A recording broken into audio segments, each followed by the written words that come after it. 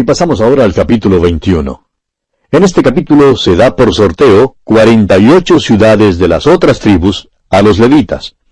Dios les dio la tierra y reposo a los israelitas conforme a su promesa. A los levitas no se les dio ningún territorio como se les dio a las otras tribus. Se les dio ciudades para que pudieran oficiar de sacerdotes para el pueblo, porque ellos constituían la tribu sacerdotal. Los primeros 3 versículos de este capítulo 21 de Josué nos dice que los jefes de los padres de los levitas vinieron al sacerdote Eleazar, a Josué hijo de Nun, y a los cabezas de los padres de las tribus de los hijos de Israel. Y les hablaron en Silo en la tierra de Canaán, diciendo, Jehová mandó por medio de Moisés que nos fuesen dadas ciudades donde habitar, con sus ejidos para nuestros ganados. Entonces los hijos de Israel dieron de su propia herencia a los levitas, conforme al mandato de Jehová, estas ciudades con sus ejidos. Y los versículos siguientes hasta el versículo 42 nos dan el nombre de las ciudades que cada tribu dio a los levitas. Al parecer, los israelitas tenían un problema suburbano también en aquel entonces. Los levitas debían recibir ciudades donde vivir desde Dan en el norte hasta Beerseba en el sur. Los levitas serían esparcidos por toda la tierra. Ahora el versículo 43 de este capítulo 21 de Josué dice, De esta manera dio Jehová a Israel toda la tierra que había jurado dar a sus padres, y la poseyeron y habitaron en ella. Y en los últimos 2 versículos de este capítulo 21 de Josué, tenemos el cumplimiento de la promesa de Dios de darles reposo. Veamos entonces los versículos 44 y 45 de este capítulo 21 de Josué. Y Jehová les dio reposo alrededor, conforme a todo lo que había jurado a sus padres, y ninguno de todos sus enemigos pudo hacerles frente, porque Jehová entregó en sus manos a todos sus enemigos. No faltó palabra de todas las buenas promesas que Jehová había hecho a la casa de Israel, todo se cumplió. Los hijos de Israel habían ocupado solamente un pequeño segmento de la tierra que Dios les había prometido dar. Ahora, si van a conseguir más tierra, pues tendrán que ir y tomar posesión de ella. Todavía permanece la misma regla, de que todo lugar que pisare la planta de sus pies sería de ellos. Pero lo que los israelitas poseían era de ellos y estaba libre del enemigo, y ahora podían entrar en reposo. Y este es el reposo que para nosotros hoy en día es el reposo de la redención. Es el reposo que usted y yo, amigo oyente, necesitamos desesperadamente. Vivimos en una edad de mucha tensión. Hay muchas presiones, y si hay una cosa que el cristiano ordinario necesita, es entrar en el reposo que Dios le ha provisto. Los hijos de Israel no podían entrar en la tierra prometida bajo la jefatura de Moisés a causa de su incredulidad. Se vieron obligados a vagar por el desierto durante 40 años y no entraron en reposo. El escritor a los Hebreos en el capítulo 3 de su carta, versículos 9 al 11, nos dice lo siguiente: Donde me tentaron vuestros padres, me probaron y vieron mis obras 40 años, a causa de lo cual me disgusté contra esa generación y dije, siempre andan vagando en su corazón y no han conocido mis caminos. Por tanto, juré en mi ira, no entrarán en mi reposo. Fue una invitación a reposar la que el Señor Jesucristo dio a los judíos cuando le rechazaron como rey. Él luego rechazó sus ciudades y les dio una invitación personal que todavía queda para el día de hoy. Dijo él, Venid a mí todos los que estáis trabajados y cargados, y yo os haré descansar. Llevad mi yugo sobre vosotros y aprended de mí, que soy manso y humilde de corazón, y hallaréis descanso para vuestras almas. Este es el reposo de la redención, amigo oyente. ¿Está usted cansado hoy?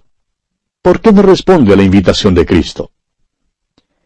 Debe haber sido un solaz bendito para los hijos de Israel entrar en reposo después de su largo y cansado viaje por el desierto y las luchas que tuvieron que librar en la tierra de Canaán.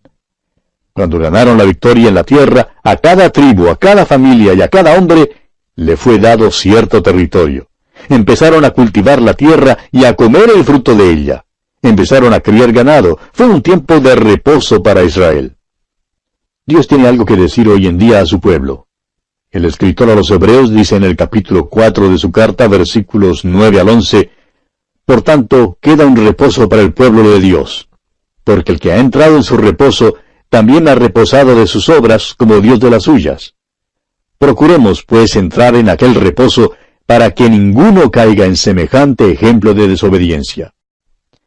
Y avanzamos ahora al capítulo 22. En este capítulo se envía a las 2 tribus y media a casa con una bendición. Edifican el altar de grande apariencia, y los israelitas se ofenden por el altar. Al continuar nuestro estudio por el libro de Josué, creemos que es necesario hacer una distinción entre la Biblia, que ha sido escrita a nosotros, y la que ha sido escrita para nosotros. Una de las primeras lecciones que debemos aprender al leer la Biblia es que toda escritura es para nosotros, pero que toda la escritura no es dirigida a nosotros. El apóstol Pablo, escribiendo su segunda carta a Timoteo, le dice en el capítulo 3, versículos 16 y 17 que toda la escritura es inspirada por Dios y útil para enseñar, para redarguir, para corregir, para instruir en justicia, a fin de que el hombre de Dios sea perfecto, enteramente preparado para toda buena obra. Ahora, en el libro de Josué, por ejemplo, tenemos que el Señor le dijo a Josué, dentro de 3 días pasaréis el Jordán. Ese es un ejemplo de una escritura que es para nosotros, pero que no está dirigida a nosotros. Pues ninguno de nosotros tenemos planes de cruzar el Jordán durante los próximos 3 días. Permítanos, amigo oyente, dirigir su atención nuevamente hacia algo que ya hemos discutido. Cuando los israelitas pasaron el Jordán, su paso habló de la muerte y la resurrección de Cristo. El apóstol Pablo nos dice en su carta a los Romanos, capítulo 6, versículo 4, que somos sepultados juntamente con Él para muerte por el bautismo, a fin de que como Cristo resucitó de los muertos por la gloria del Padre, así también nosotros andemos en vida nueva. Cuando los israelitas pasaron el Jordán, llegaron a ser ciudadanos de la tierra prometida. De ese tiempo en adelante serían identificados para siempre con esa tierra. Ahora, en el momento en que salieron de la tierra prometida, se constituyeron en judíos errantes. Pero mientras estén en la tierra, es suya, es de ellos. Bien, amigo oyente, nuestro tiempo ha concluido por hoy, así es que tenemos que detenernos aquí. Pero, Dios mediante, continuaremos nuestro estudio de este capítulo 22 de Josué en nuestro próximo programa y, como siempre, contamos con su fiel sintonía. Será pues hasta entonces, y que las ricas bendiciones del Señor estén con usted, ahora y siempre. En nuestro programa anterior llegamos al umbral, por así decirlo, del capítulo 22 de Josué. Y establecimos la distinción que debe haber entre la Biblia, que ha sido escrita a nosotros, es decir, dirigida a nosotros en particular, y la que ha sido escrita para nosotros. Y dijimos que toda la Escritura es para nosotros, pero que toda la Escritura no es dirigida a nosotros. Dirigimos luego nuestra atención hacia algo que ya habíamos discutido anteriormente. Y decíamos que cuando los israelitas pasaron el Jordán, su paso habló de la muerte y la resurrección de Cristo. El apóstol Pablo en su carta a los Romanos, capítulo 6, versículo 4, nos dice que somos sepultados juntamente con Cristo para muerte por el bautismo, a fin de que como Cristo resucitó de los muertos por la gloria del Padre, así también nosotros andemos en vida nueva. Ahora, cuando los israelitas pasaron el Jordán, llegaron a ser ciudadanos de la tierra prometida. De allí en adelante serían identificados para siempre con esa tierra prometida. Ahora, en el momento en que salieron de la tierra prometida, se constituyeron en judíos errantes. Pero mientras estén en la tierra, es suya, es decir, es de ellos. Como usted recordará, las 2 tribus y media no aceptaron su herencia en aquella tierra con las otras tribus. Se quedaron al otro lado del Jordán, es decir, al lado oriental. Podían tomar posesión de la tierra que quisieran tener si solo enviaban a sus ejércitos a la tierra prometida para ayudar a conquistarla. Y eso fue lo que hicieron. Y cuando la batalla fue ganada, entonces regresaron a casa. Los primeros 3 versículos de este capítulo 22 de Josué nos dicen entonces: Entonces Josué llamó a los rubenitas, a los gaditas y a la media tribu de Manasés, y les dijo: Vosotros habéis guardado todo lo que Moisés, siervo de Jehová, os mandó, y habéis obedecido a mi voz en todo lo que os he mandado. No habéis dejado a vuestros hermanos en este largo tiempo hasta el día de hoy, sino que os habéis cuidado de guardar los mandamientos de Jehová, vuestro Dios. Poco antes de salir las 2 tribus y media, Josué las llama para una reunión y las alaba por haber hecho un buen trabajo. Les dice que han hecho lo correcto en ayudar a sus hermanos.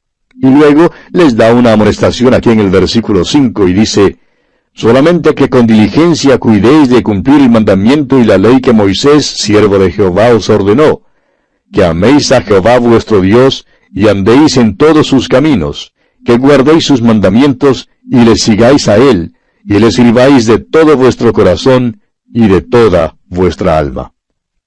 Josué amonesta a estas tribus a seguir el sistema mosaico, aunque han escogido morar al otro lado del Jordán. Ahora, después de que Josué les amonesta en cuanto a su deber, les despide con una bendición.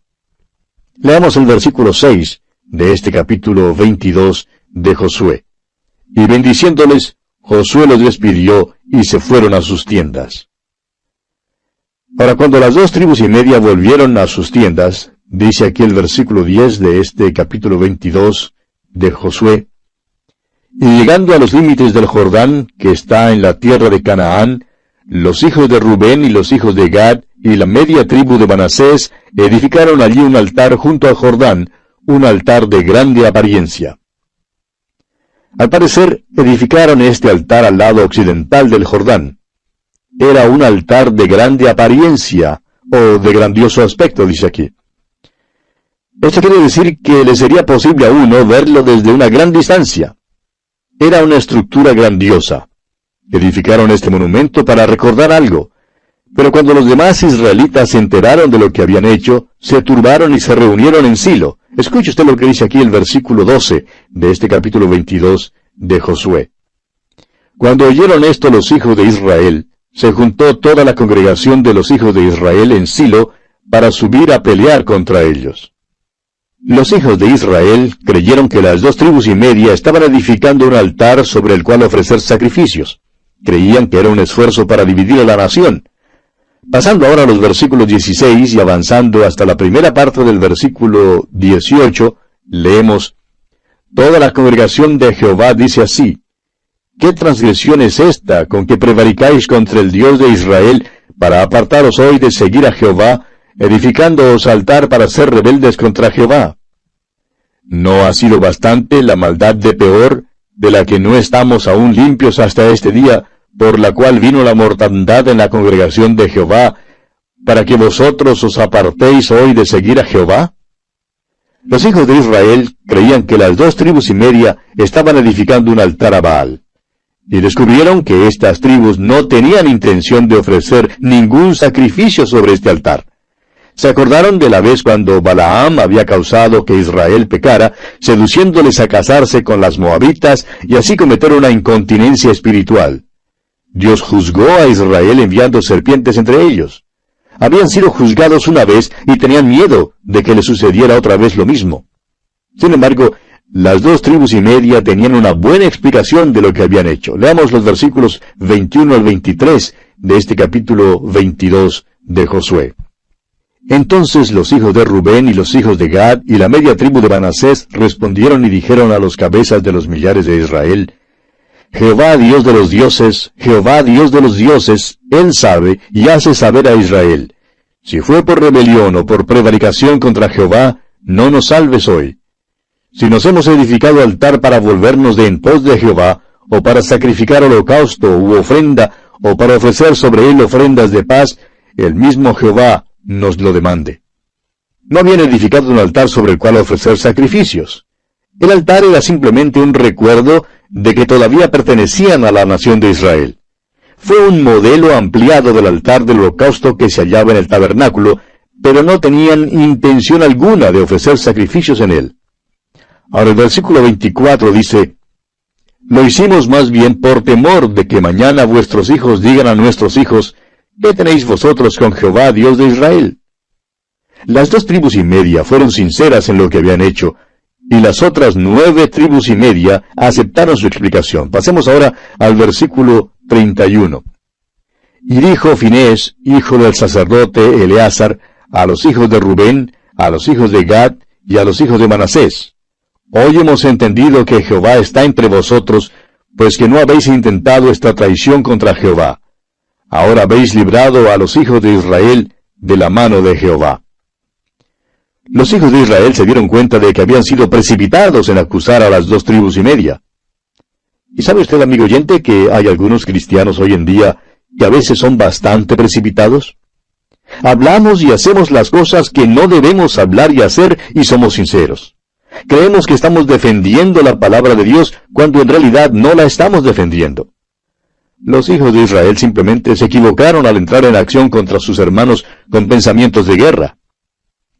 Ahora, pasando al versículo 34 de este capítulo 22 de Josué, leemos: Y los hijos de Rubén y los hijos de Gad pusieron por nombre al altar Ed, porque testimonio es entre nosotros que Jehová es Dios. Al parecer, la edificación de este altar parece una cosa buena y muchos comentaristas han puesto su sello de aprobación sobre ella. Pero una explicación superficial de este altar no es satisfactoria. Vamos a mirar en detalle este altar llamado Ed. En el tabernáculo había el altar de bronce. Ahora, en el capítulo 12 de Deuteronomio, versículo 27, dice: Y ofrecerás tus holocaustos, la carne y la sangre, sobre el altar de Jehová tu Dios.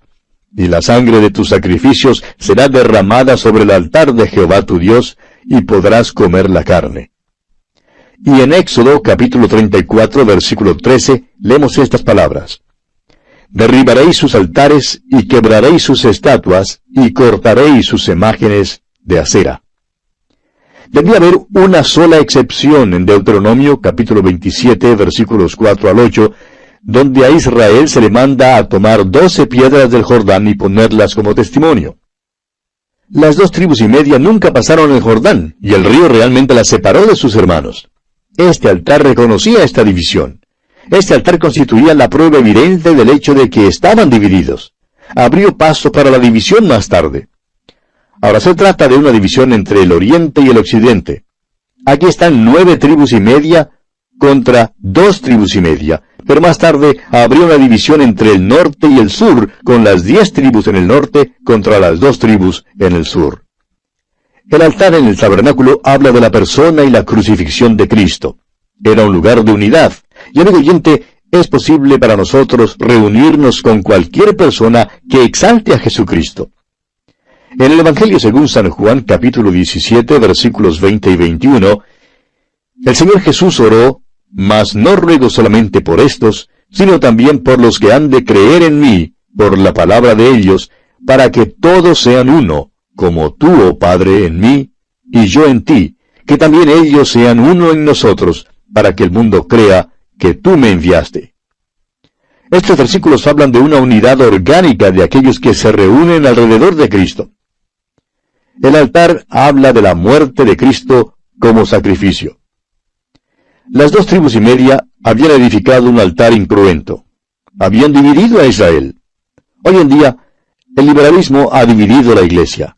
Han acusado a los fundamentalistas de ser cismáticos. Sin embargo, es el liberalismo el que se ha desviado de la cruz y de la deidad de Cristo. No les gusta un altar con sangre. Han levantado un Ed. Adoran en un altar donde no se ofrece ningún sacrificio. Tienen un Cristo incruento. Son como las 2 tribus y media. Se han desviado de la verdad.